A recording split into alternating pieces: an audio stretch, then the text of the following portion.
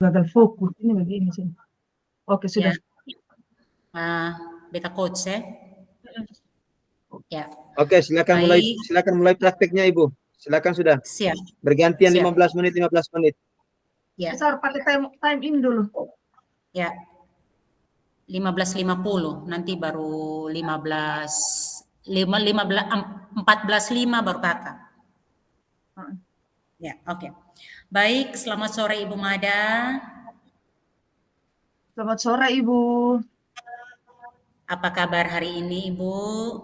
Kabar baik, puji Tuhan, sehat walafiat. Sehat? Sehat. Sehat. Apa kabar dengan kegiatan hari ini di sekolah? Luar biasa, berjalan lancar walaupun ada beberapa kendala teknis, tapi semuanya dapat terselesaikan.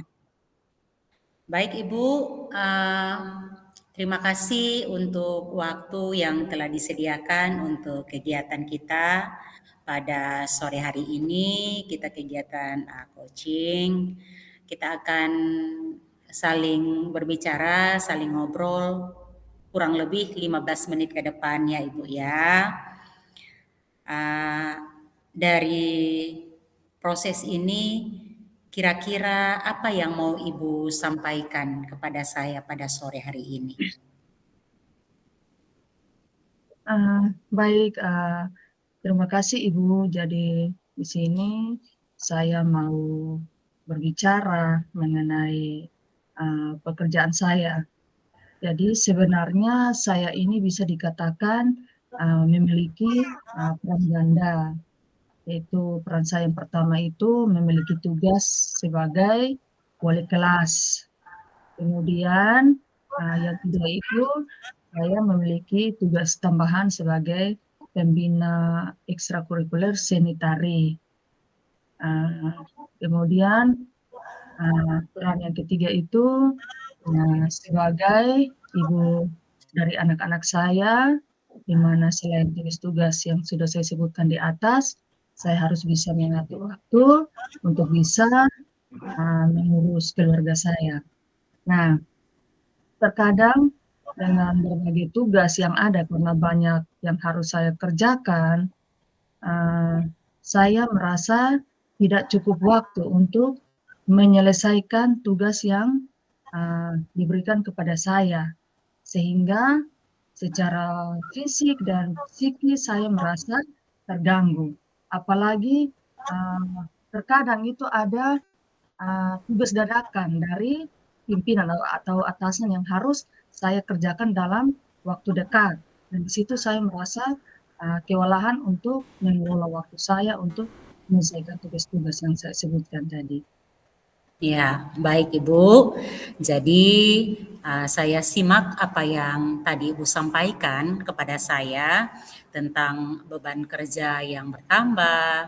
Ibu juga sebagai wali kelas, sebagai pembina dari kegiatan ekstrakurikuler di sekolah. Belum lagi Ibu juga adalah seorang ibu rumah tangga yang harus mengurus keluarga. Ditambah lagi dengan ada tugas-tugas dadakan yang juga diberikan oleh pimpinan kepada Ibu. Yang saya simak adalah dari yang Ibu sampaikan adalah Ibu sulit membagi waktu sehingga terganggu mental bisa jadi, terganggu psikisnya dari yang Ibu ceritakan kepada saya tadi. Baik Ibu Mada, kita mungkin cuma punya waktu pendek 15 menit ke depan. Kira-kira dari percakapan yang kita jalani saat ini, apa yang mau Ibu dapatkan dari proses pembicaraan ini? Oke, baik Kak Ibu. Jadi pengennya sih saya dalam menjalankan peran saya atau menjalankan tugas saya seperti yang sudah saya sebutkan tadi, saya pengennya bisa mengelola waktu dengan baik karena sering sekali banyak tugas yang dibebankan kepada saya, tetapi saya merasa tidak cukup waktu untuk menyelesaikan tugas yang sudah diberikan. Nah, seperti contoh terkadang ada event-event tertentu, ada event-event dadakan yang berikan kepada saya untuk mengkoordinir beberapa kegiatan, sehingga hal ini saya mau supaya semua aktivitas yang saya jalankan itu berjalan seimbang tanpa mengganggu aktivitas yang lainnya. Nah, baik itu aktivitas dari rumah, dari sekolah, tugas pokok sebagai wali kelas maupun tugas tambahan itu semuanya itu berjalan seimbang dan diselesaikan tepat waktu. Baik Ibu, ya Ibu sudah melakukan banyak hal untuk bisa menolong Ibu, yaitu Ibu mengisi dengan kegiatan-kegiatan, ada banyak hal yang Ibu lakukan supaya Ibu dapat mengisi waktu Ibu, baik itu sebagai wali kelas, sebagai ibu rumah tangga, juga sebagai pembina dari kegiatan ekstrakurikuler ini. Nah, yang saya mau tanya adalah apa yang bisa Ibu lakukan agar secara mental Ibu kuat dan juga secara psikis minimal tidak terganggu. Apalagi kalau misalnya kita menghadapi banyak aktivitas itu Ibu, kebanyakan menguras energi kita, tenaga kita, psikis kita tadi, sehingga kadang-kadang membuat kita emosi dan membuat kita tidak bisa karena faktor tekanan itu yang tadi, tekanan jadi wali kelas, jadi dipercaya oleh pimpinan untuk memegang satu kegiatan, yaitu menjadi pembina. Bagaimana apa yang Ibu lakukan supaya mentalnya tidak terganggu secara psikis dan lain-lain? Oke, mungkin yang dapat saya lakukan di sini adalah manajemen diri dan manajemen waktu, supaya secara fisik maupun psikis saya ini tidak terganggu dan tetap kuat, saya dapat menyelesaikan semua tugas itu dengan baik dan seimbang. Jadi bahwa antara tugas yang satu dengan tugas yang lain itu berjalan seimbang tanpa mengganggu tugas yang lain. Jadi yang saya lakukan di sini adalah manajemen diri dan manajemen waktu yang baik. Manajemen waktu. Baik, yang Ibu lakukan adalah manajemen diri dan manajemen waktu ya. Nah, berbicara tentang manajemen diri dan manajemen waktu yang tadi Ibu sudah sampaikan, pada saat ini kalau kita mau memanajemen diri kita atau mengatur waktu kita, itu adalah waktu idealnya. Itu adalah level idealnya 10. Kalau misalnya Ibu saat ini mau mengukur dari level 1 sampai 10, kira-kira saat ini Ibu ada di level berapa dalam hal ini pembagian waktu, manajemen waktu dan juga manajemen diri ini? Iya. Jadi kalau dilihat dari level yang terjadi sekarang saat ini berhubungan dengan manajemen diri dan manajemen waktu itu, saya kira-kira berada di posisi 7. 7. Iya, posisi 7. Baik Ibu. Ibu berada di level 7 atau posisi 7. Ya. Padahal idealnya itu kan 10. 10.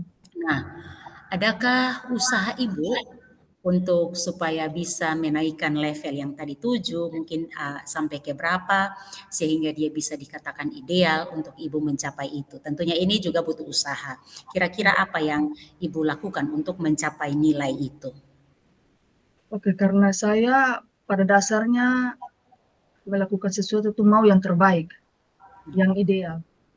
Saya mau selalu menjadi yang terbaik, selalu menjadi yang paling ideal. Dan di sini usaha yang bisa saya lakukan itu membuat perencanaan yang saya tuangkan dalam sebuah agenda atau catatan-catatan. Nah, di sini dari perencanaan yang saya tuangkan dalam catatan atau agenda itu membantu saya untuk memudahkan saya membagi waktu untuk mendahulukan tugas semuanya lebih prioritas, tetapi tetap fokus menjalankan semua tugas tanpa mengganggu tugas atau pekerjaan yang lain. Berarti kalau misalnya Ibu mau idealnya berarti nilainya 10 ya. Dari nilai 70 minimal dia bisa naik hingga ke level yang terakhir yaitu level 10. Memang kalau kita lihat tugas dan tanggung jawabnya berat ya Ibu ya. Sebagai wali kelas, sebagai pembina dari kegiatan yang tadi Ibu ceritakan, sebagai ibu rumah tangga. Kira-kira apa yang bisa Ibu lakukan untuk supaya bisa menolong Ibu, membantu Ibu untuk bisa sampai di level ini? Selain manajemen waktu yang seperti bagaimana atau memanajemen diri seperti yang bagaimana? Iya. Jadi yang membantu saya karena pada dasarnya saya ini adalah orangnya pekerja keras, pantang menyerah, dan saya selalu berusaha untuk menjalankan tugas yang diberikan.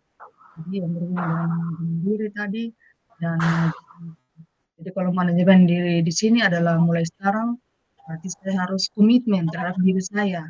Kalau saya mau ideal berarti saya harus komitmen membuat catatan-catatan yang saya tuang ke dalam agenda itu tadi. Setelah saya buat catatan berarti saya harus komitmen apa yang sudah saya tuangkan dalam catatan itu harus saya jalankan sesuai dengan waktu yang sudah saya buat. Jadi bukan hanya sekedar membuat catatan atau agenda, tetapi harus tetap komitmen apa yang sudah saya buat, tetap saya harus jalankan. Seperti itu. Baik Ibu, terima kasih. Ternyata apa yang saya tangkap dari yang Ibu sampaikan bahwa dari manajemen diri yaitu Ibu berniat untuk merefleksikan diri dengan membuat agenda sehingga kegiatan-kegiatan nanti yang akan dijalankan tidak terlewati dari kegiatan yang diagendakan itu menyesuaikan dengan waktu yang saya tangkap. Nah, baik Ibu, dari apa yang sudah Ibu sampaikan, kira-kira bagaimana Ibu bisa membagi waktu supaya bisa membantu Ibu fokus untuk Ya. Ibu tetap menjalankan ini. Jadi di sini pembagian waktu yang berimbang. Jadi mulai dari tugas dari rumah sampai di sekolah sebagai tugas pokok sebagai wali kelas dan juga sebagai tugas tambahan. Jadi di situ mungkin dibuatkan catatan-catatan dari kegiatan pagi hari saya di rumah, kemudian sampai di sekolah, apa yang saya jalankan di sekolah, kemudian tugas tambahan yang diberikan kepada saya, apa yang saya harus lakukan, kemudian di situ saya memilah mana yang lebih urgent, lebih fokus untuk diutamakan dikerjakan. Tetapi harus fokus antara tugas rumah, tugas sekolah, dan juga tugas tambahan itu semuanya dapat terselesaikan. Jangan hanya tugas yang satu selesai sedangkan yang lainnya terbengkalai. Tetapi di sini kembali tadi komitmen tadi bahwa apa yang sudah saya tuang dalam catatan itu saya berkomitmen untuk menjalankannya sesuai dengan apa yang sudah ada dalam catatan saya itu tadi. Jadi mulai dari tugas rumah sampai ke sekolah sampai pulang ke rumah itu. Jadi semua tercover kegiatan yang saya harus lakukan, agendakan tadi. Baik Ibu, dari yang sudah Ibu rencanakan, yang Ibu agendakan, kira-kira menurut Ibu yang menjadi prioritas dari manajemen diri dan manajemen waktu ini, kira-kira yang menjadi prioritas Ibu dalam waktu yang dekat ini, 1 minggu ke depan kah, besok kah, atau waktunya kapan Ibu mau laksanakan itu? Oke, jadi kalau untuk saya yang menjadi prioritas itu manajemen diri. Karena kalau mendahulukan manajemen waktu, tetapi kalau dari diri belum siap, belum bisa memanage diri dengan baik, berarti sama saja apa yang sudah kita tuangkan dalam sudah kita memanage waktu, tapi dari diri sendiri belum bisa kita memanage dengan baik, itu tidak bisa dijalankan juga. Jadi yang saya prioritas di sini adalah saya berusaha untuk fokus memanage diri saya sendiri supaya dapat menjalankan semua tugas itu dengan baik. Dan untuk waktunya saya usahakan dalam minggu ini, saya siap untuk memanage diri saya, kemudian memanage waktu, agar semua tugas yang saya kerjakan itu dapat berjalan seimbang dan dapat selesai tepat waktu. Nah, Baik Ibu, terima kasih dari pembicaraan kita ini. Ternyata Ibu bisa dapatkan bahwa ternyata Ibu memanajemen waktu itu dimulai dari manajemen diri. Gitu. Terima kasih. Dari proses, kira-kira kesimpulan yang Ibu dapatkan dari proses coaching ini kira-kira apa yang Ibu dapat? Ya. Jadi dari kegiatan coaching ini saya mengambil satu kesimpulan atau refleksi bahwa untuk bisa mengelola waktu dengan baik itu dimulai dengan memanajemen diri, mulai dari manajemen diri sendiri.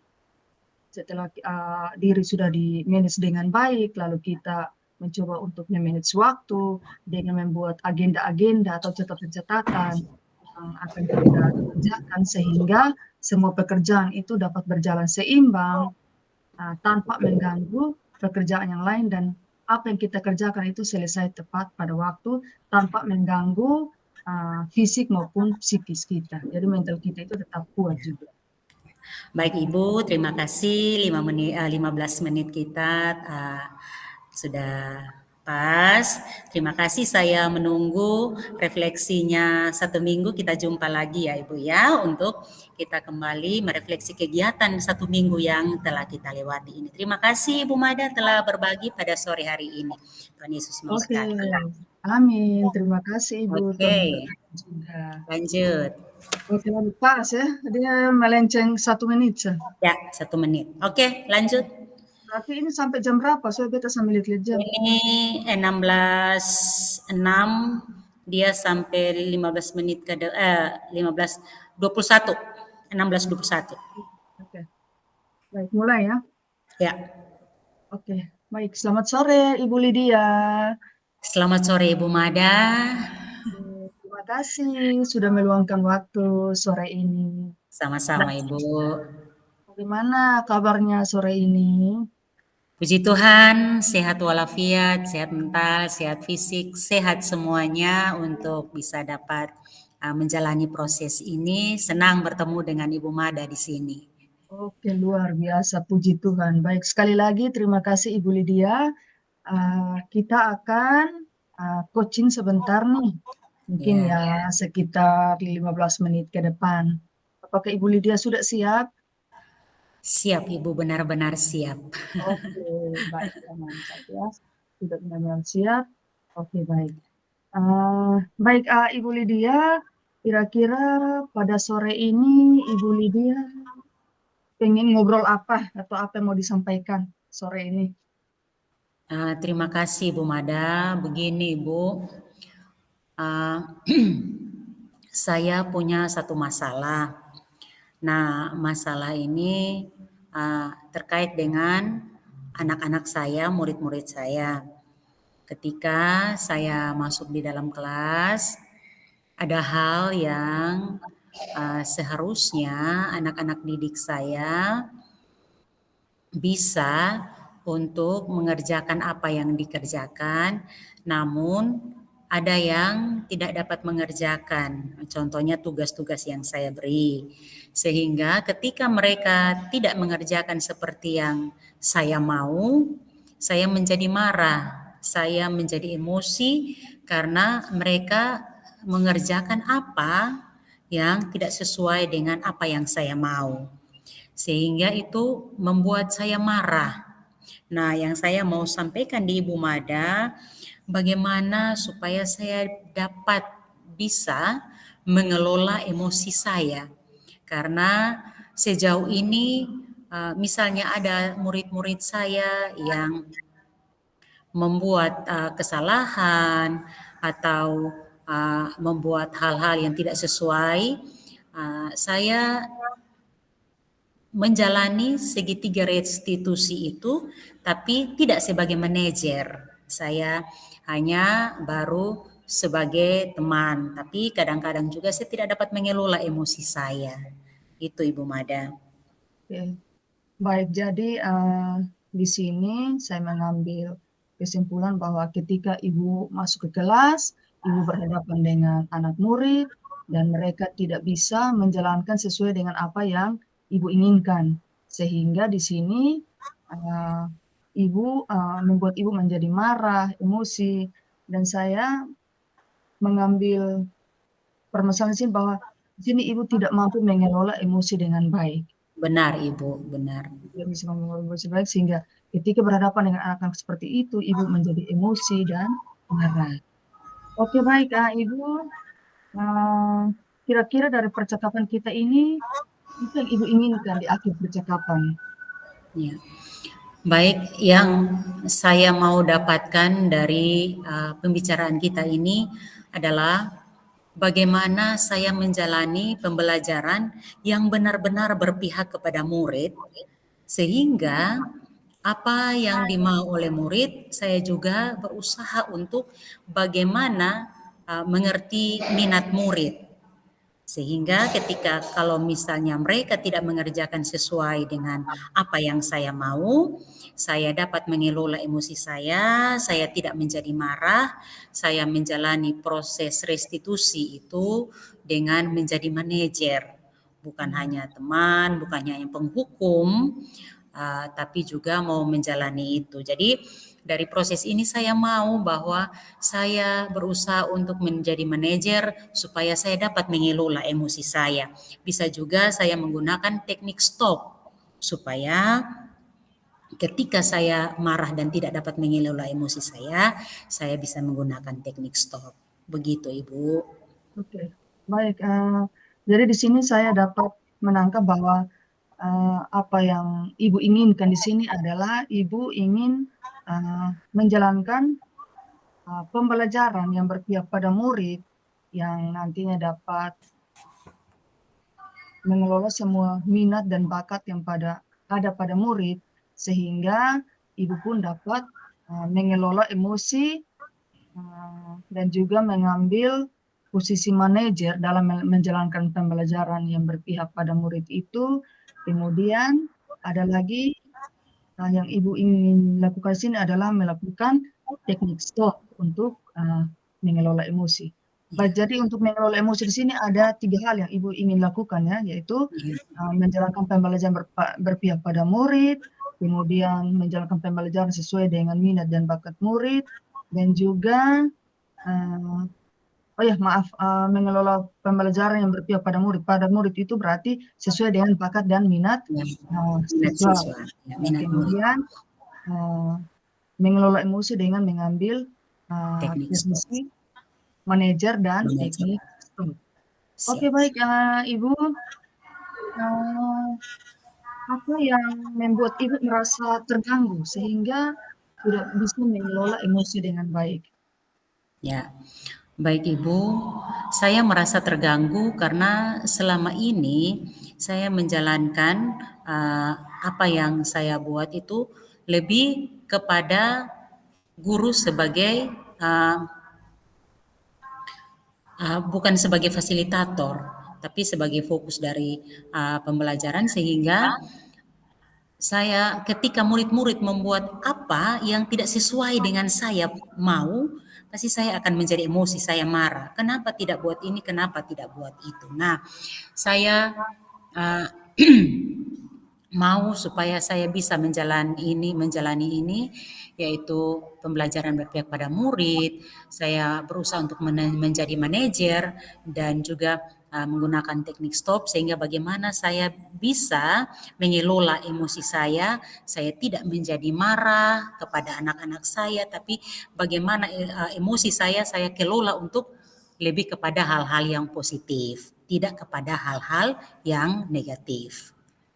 Oke baik, jadi dari sini bisa saya ambil kesimpulan bahwa selama ini Ibu tidak mengambil posisi manajer dalam menjalankan pembelajaran di kelas. Benar Ibu. Sehingga ketika menjalankan tugas di dalam kelas, ada siswa yang membuat sesuatu yang menurut Ibu itu tidak pantas, sehingga itu membuat Ibu merasa terganggu sekali dengan kondisi siswa tersebut. Padahal di sini posisi yang Ibu ambil itu bukan posisi manajer, sehingga itu menjadi pengganggu dalam menjalankan tugas di dalam kelas. Oke baik, jika situasi seperti ini, kira-kira apa yang Ibu pikirkan supaya bisa mengelola emosi dengan baik tanpa harus marah-marah? Yang saya pikirkan Ibu untuk supaya bisa kelola emosi saya dan saya tidak menjadi marah-marah kepada murid saya adalah saya mau menggunakan itu tadi menjadi guru yang bertindak sebagai manajer sehingga pembelajarannya berpihak pada murid dan juga menggunakan ketika saya marah saya mau mengelola emosi saya dengan menggunakan teknik stop. Iya, baik. Jadi di sini menggunakan posisi manajer dan juga menggunakan teknik stop supaya bisa mengelola emosi Ibu dengan baik sih. Supaya Benar. anak-anak tidak menjadi istilah kambing hitam dari masalah ini. Jadi di sini Ibu perlu menjalankan teknik manajer dan juga teknik stop dengan menenangkan diri, teknik stop yang seperti Ibu ceritakan tadi. Ya. Nah, kalau pada level itu, seperti Ibu sebutkan tadi, kalau itu kita katakan ada pada level 10. Nah, kira-kira pada tahapan sekarang ini Ibu ada di level yang bagaimana saat menjalankan proses Ibu sebutkan tadi? Saat menjalankan posisi saya yang sebelum saya menggunakan ini saya mengukur bahwa saya ada di level 60, Ibu. 60. Baik.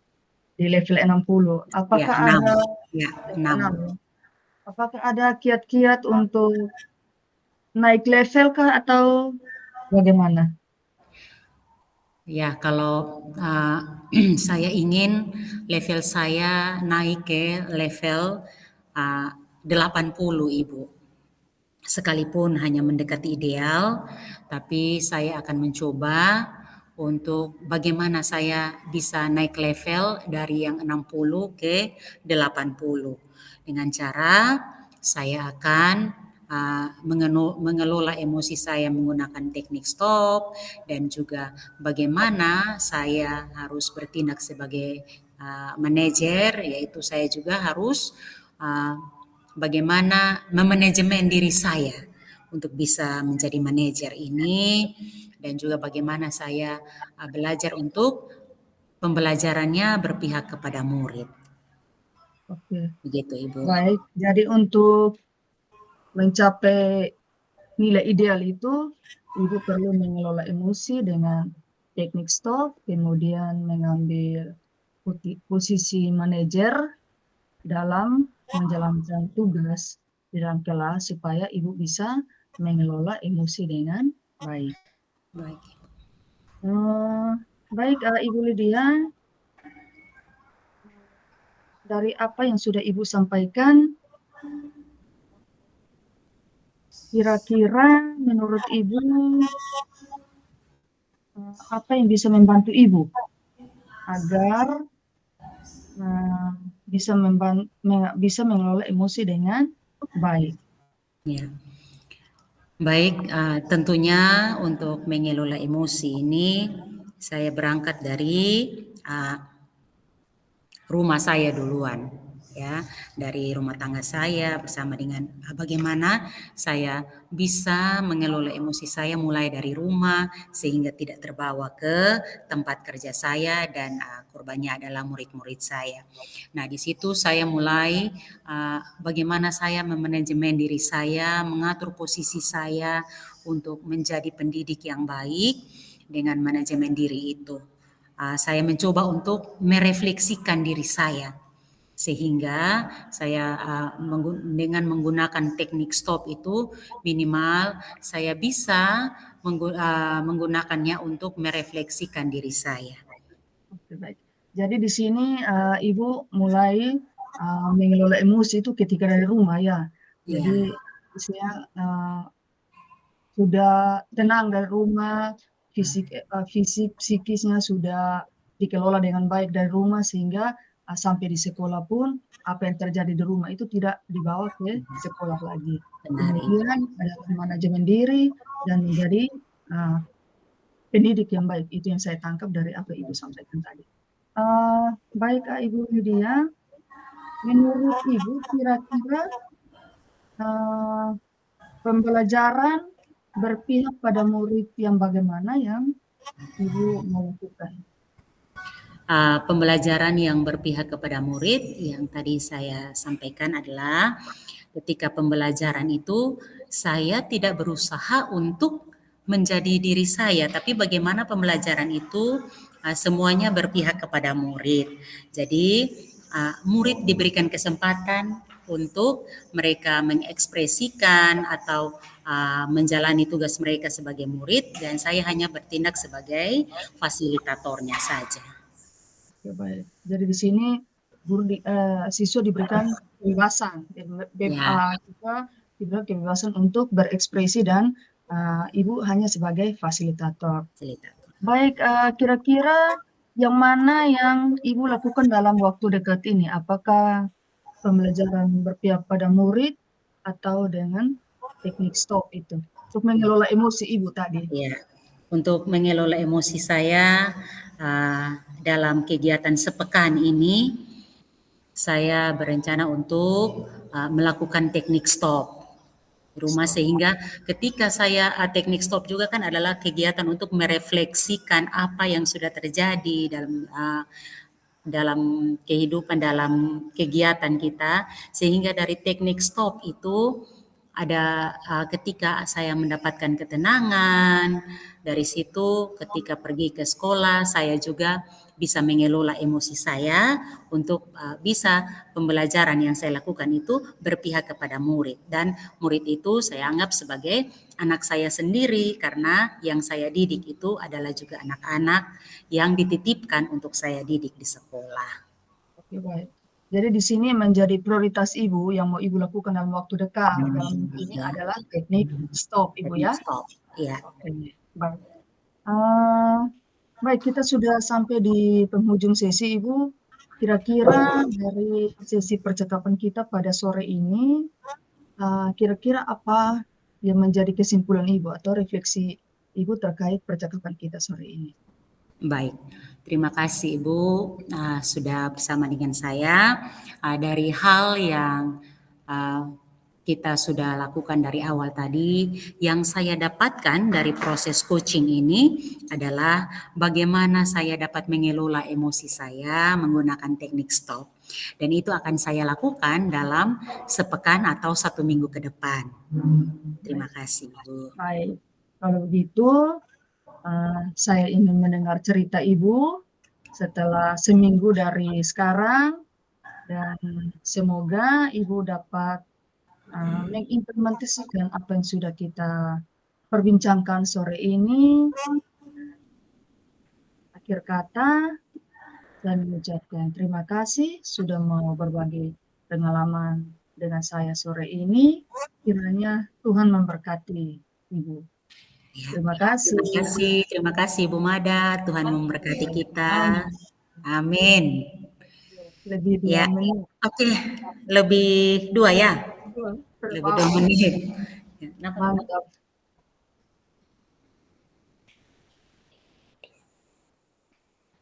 Kembali ke sebelah atau? Iya,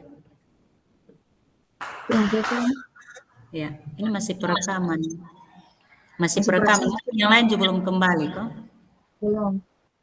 Iya. Satu selfie dulu. Oh ya, oke oke. Selfie. Ya. Pak Fasil ada di sebelah kok. Kayaknya. Terus selfie, selfie ulang beta kayak kena panas matahari. Tunggu. Oke. Ya, selfie. Oke. Begini sah. Ya, oke. Oke. Oke. Di sebelah belum ada yang ini. Kayaknya masih hangat-hangat di sebelah. Kayaknya sesi curhatnya masih terus berlanjut.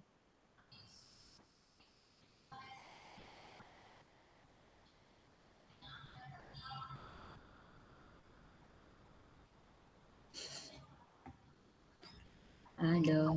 Oh, ini. Oh, refleksi. Hah? Refleksi itu Pak. Refleksi Mm-mm. mana? Yang kemarin tuh, yang tadi Pak bilang tuh Lanjut meliksi nomor refleksi. 30. Isi refleksi di mana? Itu download dia punya ini apa dari LMS. Yang mana? Oh, yang kemarin tuh. Toh belum Nah, ada. yang kemarin, iya. Maksudnya su isi yang kemarin tuh? Tidak, maksudnya kan hari ini kan ada perubahan. Oh, Nah, kan kemarin yang tanya dalam proses praktek, dalam proses latihan. Ini kan tanya dalam proses prakteknya. pertanyaan sama. So aku tinggal edit sadar Ya, iya, kemarin. sama. Oh, berarti Tunggu ambil dulu. yang kemarin. Ah. Tunggu. Di mana sih? Lembar apa lagi kemarin eh? Aduh.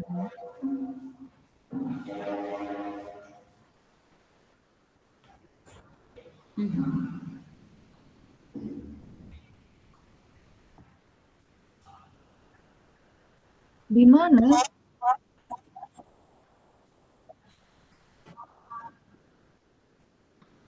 Coba cari di download. Dia pun nama refleksi coaching. Refleksi coaching. Hmm. Oh ya.